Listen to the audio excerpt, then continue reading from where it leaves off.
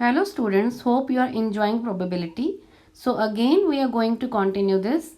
Before starting today's topic, let's share its objective. After doing this, you will be able to correlate probability with real life situations. Students, yesterday we have completed question number 1 to 5 from exercise 15.1. Today we are going to start with question number 6.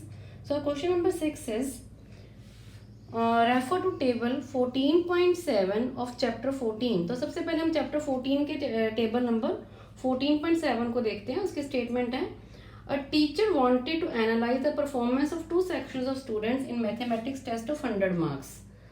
Looking at their performances, she found that a few students got under 20 marks and few got 70 marks or above.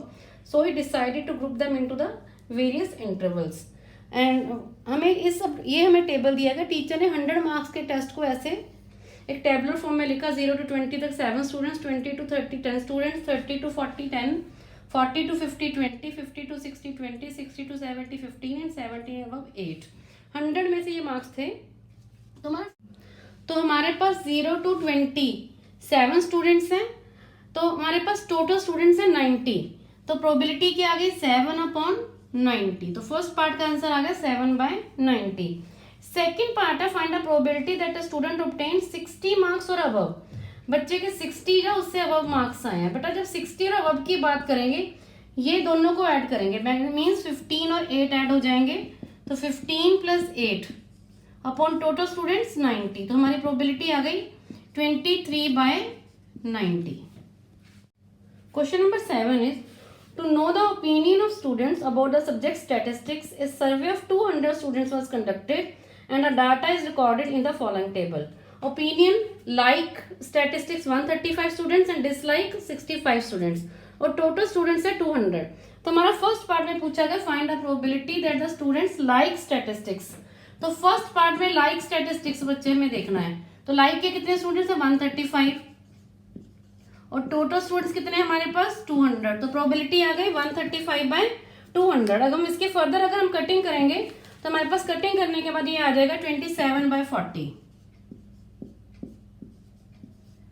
ना second part है, find the probability of student chosen at random does not like it. Does not like it, बेटा does not like it means dislike. तो dislike के लिए कितने students हैं हमारे पास 65 और टोटल स्टूडेंट्स कितने हैं हमारे पास 200। अगर हम इसकी फिर फर्दर से कटिंग करेंगे, इसको लोएस्ट टर्म में कन्वर्ट करेंगे, तो हमारे पास आंसर आ जाएगा 13/40।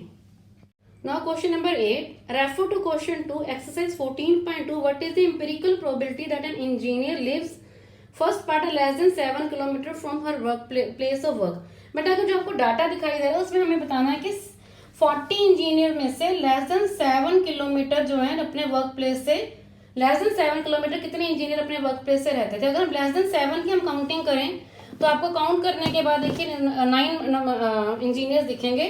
तो हमारे पास फर्स्ट पार्ट की प्रोबेबिलिटी आ गई 9/40, 9/40। आपको काउंट करोगे इनको सबको तो आपके पास ये आ जाएगा। अब जब काउंट लेस देन 7 9 नंबर्स आएंगे तो टोटल इंजीनियर्स हैं 40। तो हमारी प्रोबेबिलिटी 9/40। इसकी फर्दर कटिंग नहीं हो रही। सेकेंड पार्ट, मोर देन और equal to 7 kilometre. More than और इक्वल टू में आपको 7 भी काउंट करना है।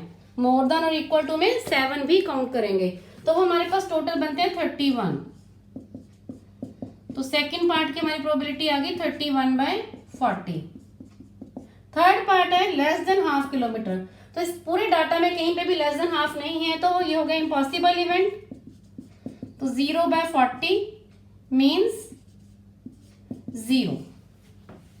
Number 11 is 11 bags of wheat flour, each marked 5 kg, actually contain the following weight of flour in kg। ये हमें दिया गया है 11 बैग्स में 5 kg वाले बैग्स में कितने kg एक्चुअली वेट है। तो हमें प्रोबेबिलिटी निकालनी है। Find the probability that any of these bags chosen at random contains more than 5 kg of flour. But हमारे पास यहाँ पे टोटल बैग्स हैं 11। अब number of bags having more than 5 kg weight, let's count 1 2 3 4 5 6 7। तो 7 हो गई। तो बेटा हमारे पास प्रोबेबिलिटी कितनी आई 7/11। Now moving on to question number 12, Question number 12 is in question 5, exercise 14.2, you are asked to prepare a frequency distribution table regarding the concentration of sulfur dioxide in air in parts per million of a certain city for 30 days. Using this table, find the probability of concentration of sulfur dioxide in the interval 0.1 to 0.16 on any of these days. तो मैं यहाँ पे आपको एक table दिखा रही हूँ, ये ऑलरेडी बना हुआ है, तो इस टेबल को देख के आपको आंसर करना है। तो यहाँ पे देखिए ध्यान से, अगर आप टेबल देखोगे हमारे पास टोटल डेज हैं, टेबल को आप ध्यान से देखिए, टोटल डेज 30। अब हमें पूछा क्या गया, number of days in which sulphur dioxide concentration was between 0.12 and 0.16. तो ये number of days having concentration 0.12 to 0.16, it is 2 days। ठीक है, तो बेटा हमारे पास प्रोबेबिलिटी क्या आएगी, 2 डेज में कंसंट्रेशन इतनी है और टोटल नंबर ऑफ डेज है हमारे पास 30, तो after cutting you will get 1/15। 2/30 is equal to 1/15. Now question number 13. In question 1, exercise 14.2, you are asked to prepare a frequency distribution table regarding the blood group of 30 students of a class. Use this table to determine the probability of a student of this class selected at random has blood group AB. तो यहाँ पे आपको table दिख रहा है, तो हमारे पास total students हैं 30, टोटल स्टूडेंट्स 30।